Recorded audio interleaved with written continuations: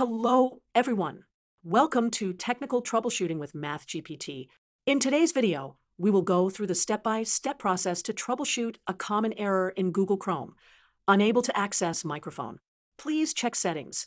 The first step involves checking browser permissions. Ensure the microphone permission is not blocked in Google Chrome. Here's how to do it. First, click on the menu icon, Chrome 3 dots, usually located at the top right corner of your browser. Select Settings from the menu.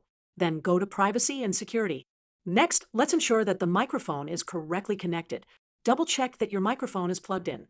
For USB microphones, make sure that it is connected to a working USB port. If you're using a computer with an integrated microphone, ensure it's enabled in your system settings. Finally, review Chrome site settings to make sure the microphone is allowed. Here are the steps required to check the site settings. In the Privacy and Security section of Chrome settings, click on Site Settings.